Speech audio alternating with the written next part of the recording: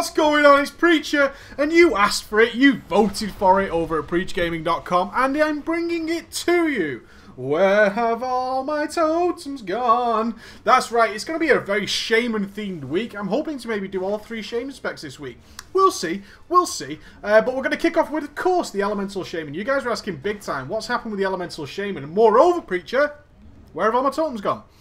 No more totems for Shamans, but totems are what make my class. I love totems. I love them. I love them. Don't you worry about it. We're going to be talking about it today, and we're going to go over everything that's been changed with the Elemental Shaman and bring you some interesting decisions that an Elemental Shaman's got to play with. It's actually quite a cool little spec. I've been having a little bit of fun with it, having a little play around, and of course I've chosen a Draenei. Why? Because I think Draenei female and Elemental Shamans look badass. Yes, I do. And I have gemmed him. You guys showed me exactly how to get the gemming and stuff on, so thank you very much for that one.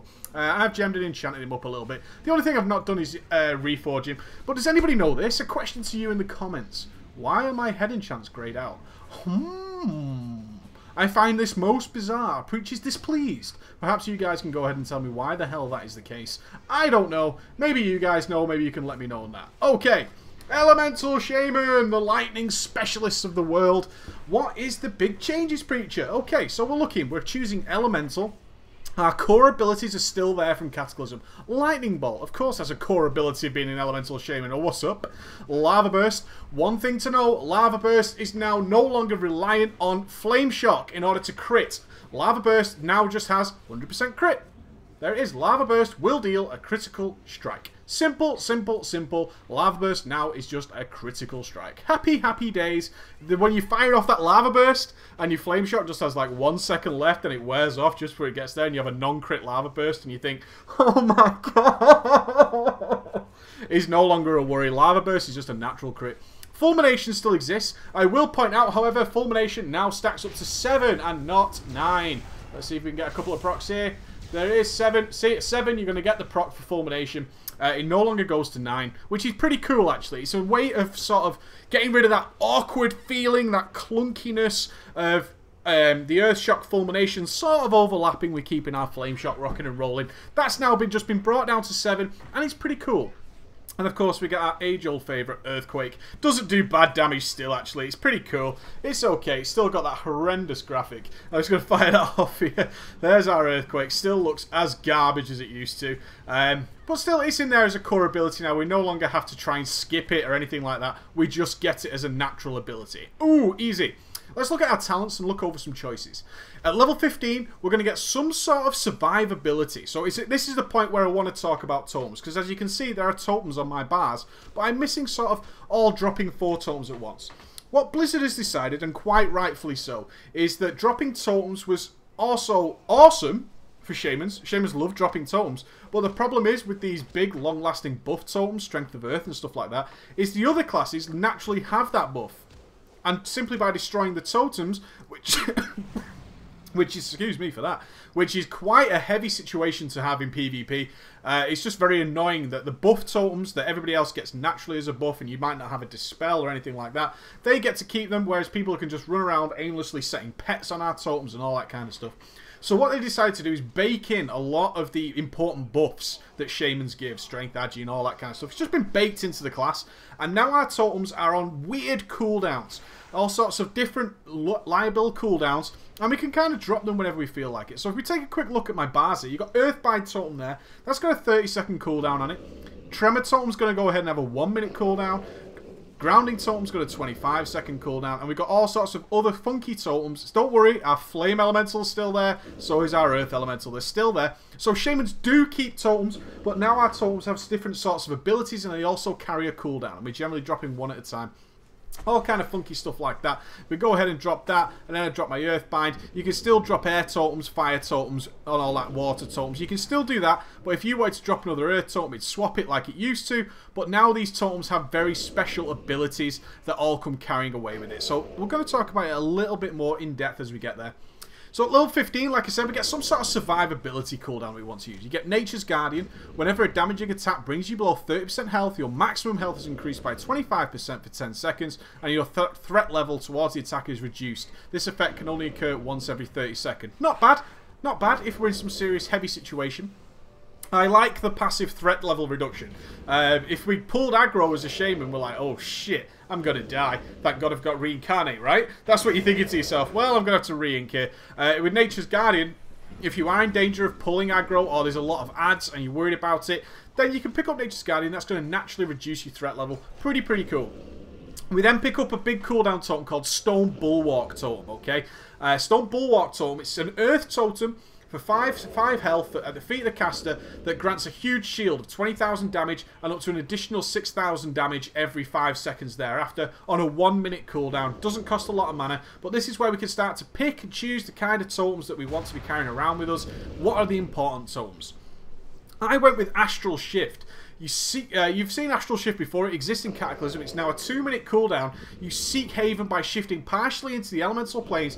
Flat damage reduction of 40%. I love this kind of stuff for PvE. If I know I'm about to get blasted in the face by some big hard-hitting ability, some huge AoE is incoming, the healers are in bad shape, everything's looking a little bit grim, I can use abilities like Astral Shift, and especially if you're looking at soaking on bosses like Ultraxion, where we have to kind of take a big hit in the face every now and again, Astral Shift is a really great ability to be carrying with you. I love abilities that I can just call upon and they have a big heavy effect. I really like the look of Astral Shift. If we can get away with Stone Bulwark Totem, it's going to be preferable with the 1 minute cooldown if we can get away with it. But 20,000 damage compared to a flat 40% damage reduction, there's some choices to be made there depending on the situation, which is what we're happy with. That's what Blizzard's all about, is sometimes you'll want this, sometimes you'll want that. So a great little tier of talents, actually really happy with that.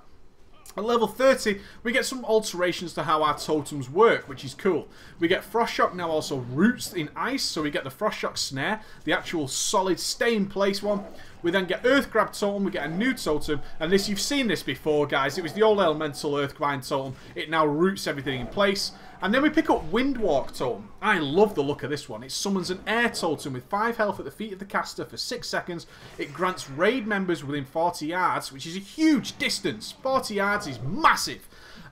Complete immunity to movement impair effects on a 1 minute cooldown. I love this. If we're running around and people are getting snared and all that kind of stuff, we could drop a Windwalk Totem and just keep people running nice and fast. Keep the raid alive. Really nice little totem. I love the look of that one. At level 45, we get some sort of ability to manipulate our totems, okay? We get Call of the Elements. When activated, it immediately finishes the cooldown on all totems with a base cooldown shorter than 5 minutes. So that does not go ahead and affect your Fire Elemental, which is a pity. It's a pity, but it does reduce the cooldown and all this kind of stuff. So heavy PvP orientated one, I think, unless we really need to spam Wind Shock Totem. Or there's another totem in the game, which I'm going to show you shortly, which is a nice DPS buff. We then get Totemic Restoration. When a totem is replaced or destroyed before its duration expires naturally, its cooldown is reduced in proportion to the lost duration, up to a maximum of 50%. So if you're going to drop a lot of different kind of totems and you're twisting totems and that kind of stuff, Totemic Restoration can actually be a really nice ability. I'm looking forward to playing with that one a little bit after I've played a little bit more on the class. It could be the one and only choice, to be honest. If we're doing lots of totem twisting, there's a lot of discussion on the forums about totem twisting various little things, is that we can actually abuse Totemic Restoration in a really great way. There's also Totemic Projection, which I really like as well. It relocates your active totems to a new location. It's only got a 10-second cooldown, so while we're dragging our totems around the 5-man dungeons, we could just keep bringing them with us instead of having to drop individually all our totems all the time. It's kind of like just Totemic Placement that we had back in Cataclysm, yeah? Where you dropped all your totems in the one place. They've now called it Totemic Projection. Whatever your chosen totems are, we could just nicely just keep dragging them around with us with Totemic Projection. Really nice little ability. At level 60, we get some sort of DPS enhancement. Woohoo! Elemental Mastery is back, but it works very differently. You don't get the instant cast anymore. What you get is a hell of a lot of burst damage. It's a 2-minute cooldown. You call upon the elemental forces, empowering you with 30% haste. That is immense! 30% haste for 20 seconds. My god, that is a long-ass time. That is a huge DPS buff. Absolutely fabulous. Love this ability. If we need to burst the crap out of something, Elemental Mastery is going to be awesome. We are going to be the kings of bursting something down with 30% haste for 20 seconds. Lovely little ability. We've then got Ancestral Swiftness, which is Nature Swiftness. Instant cast Nature spell. However, it passively increases your spell haste by 5%. That's what you need to bear in mind. If it's a long-ass fight and there's no need for mega burst on demand, passive 5% spell haste could come in the winner. I wanted to try out Echo of the Elements. Why? because the mathematicians are running wild with this spell, guys. They are absolutely going insane about Echo of the Elements. When one of your spells causes direct damage or healing, you have a chance to gain the Echo of the Elements, duplicating that spell's effect. Now, I know what you're thinking. That just sounds like Elemental Overload, right? Where we had our Mastery buffing up the chance to get another Lightning Bolt and stuff. Echo of the Elements goes hand in hand with that. We actually have both. Elemental Overload is still part of our Mastery build, but with Echo of the Elements, we can also duplicate more spells. Now, the Maths guys have been running wild on this one. They have been testing this endlessly, and it seems that it has around a 25% proc chance, this Echo of the Elements. And overall, especially when we're AoEing and cleaving, if we're doing Mad Chain Lightnings, it seems to proc around 35% of the time. Really, really heavy damage bonus. I'm looking forward to trying that out and just seeing if I can get insane burst out of my character. At level 75, we get some sort of cooldown that we can use. We get Healing Tide. Not Mana Tide, Healing Tide. Now, it does what Mana Tide does, but it's healing, okay? We get this 3-minute cooldown Healing Tide totem that's going to heal the 5 most injured party members. So it's a little bit to think about there. If we need that extra healing, Healing Tide totem is there for our burst healing after a big AoE or something along those lines. It's going to go ahead and help out the raid. Remember, it's not a DPS loss, guys. You just drop your healing totem. It's a water totem. Absolutely happy days. The other one was Conductivity. When you cast Healing Wave, Greater Healing Wave, Healing Surge, or Lightning Bolt on a target located within your healing range, allies standing within the healing range share healing equal to 20% of the initial damage or healing done. I didn't really like the look of Conductivity. We don't want to drop Healing Rain if we can avoid it. It'd have to be some sort of serious situation where we need this and we are actually physically casting heals. It does work off Lightning Bolt, but it's based on 20% of the initial damage, and they have to be in the healing rain.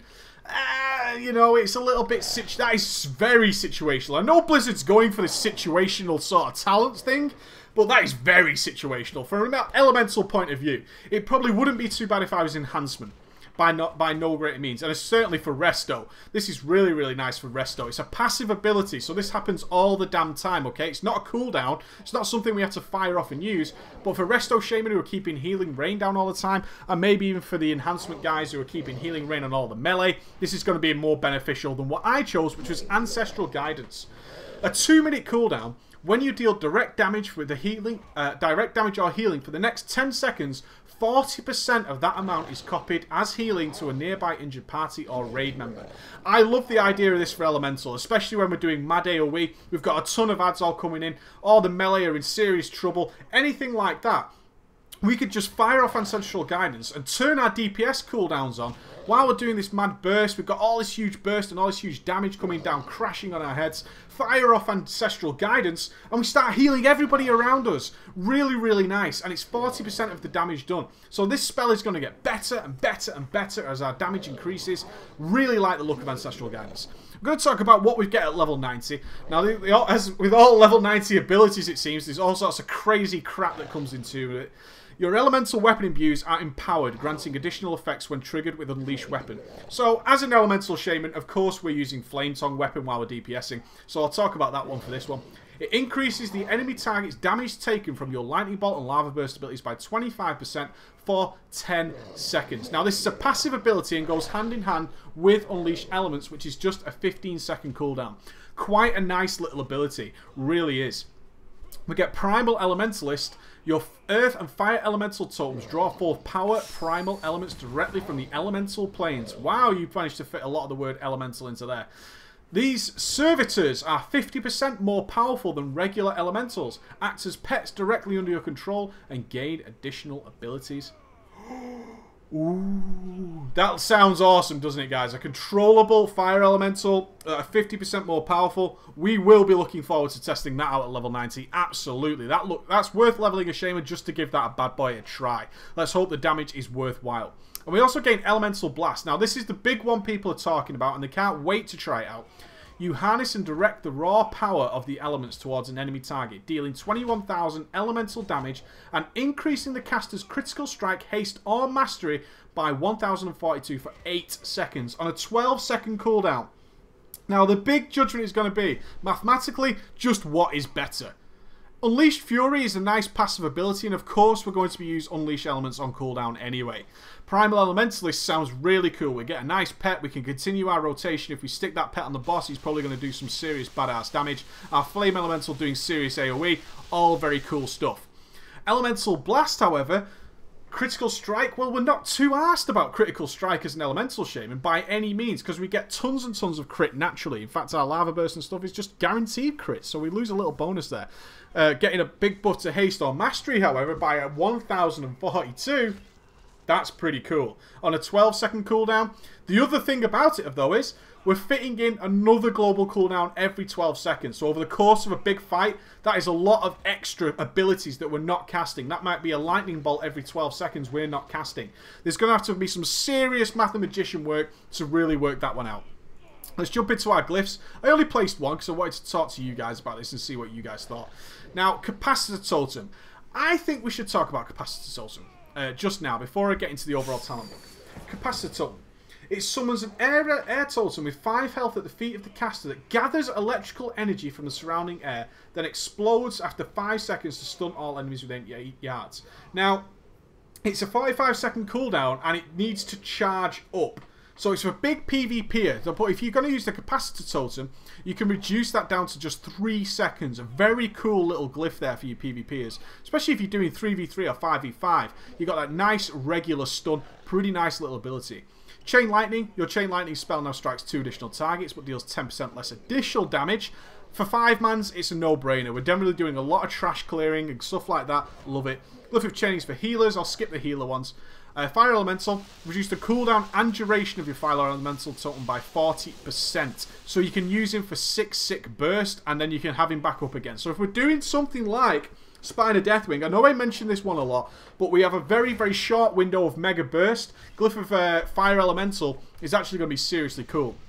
Now, I just want to point out that Fire Nova is gone from the Elemental Shamans. I'll talk about that more later on, but we use Earthquake essentially now for our big AoE, spreading some Flame Shocks around. Glyph of Flame Shock. Increase the duration of your Flame Shock by 25%, but reduces the initial damage dealt by 25%. Now, this is another one that the maths guys are going mental on.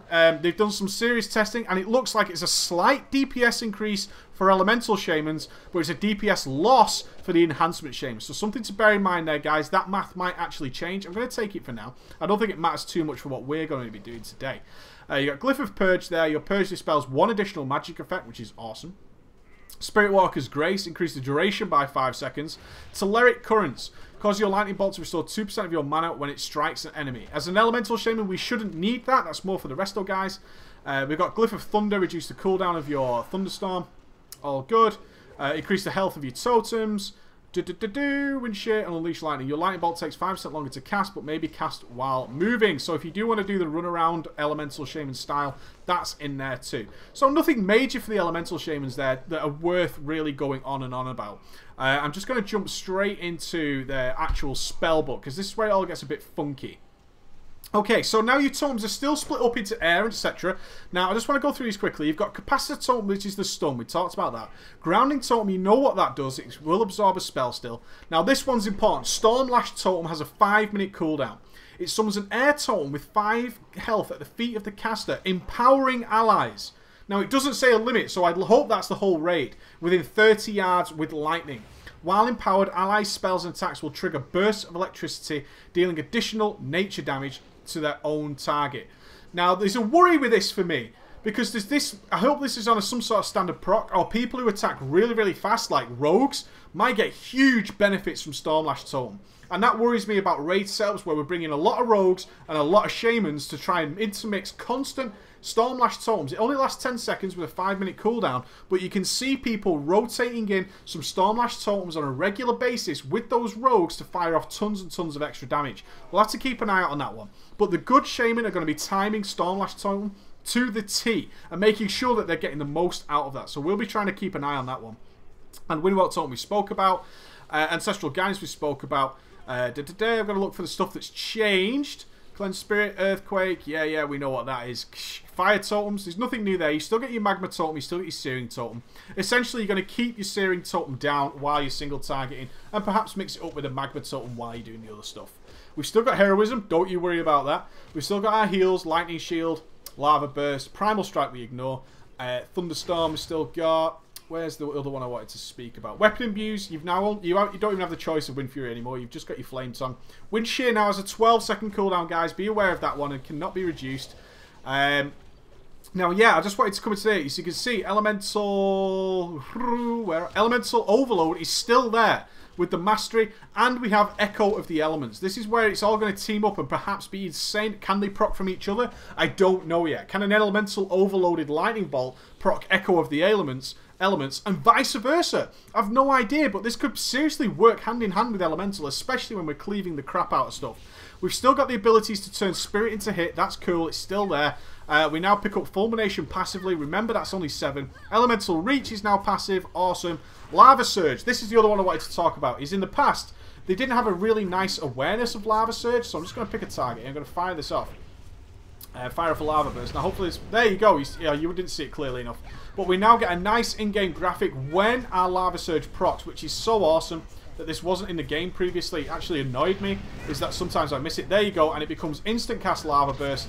Off it goes, and we get a nice warning about it. I love it.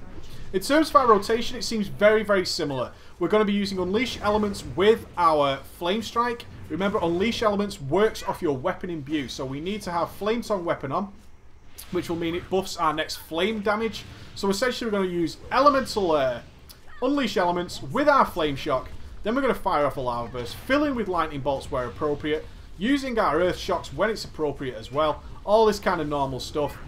And luckily our Unleash Elements times up pretty nicely with us refreshing our Flame Shock, which is pretty cool. Happy about that. So the rotation seems pretty similar. We're going to be keeping down our Searing Totem and all that kind of stuff. We're going to jump into a 5-man now and see how it all plays out and see if I notice anything different. Alright, ballers?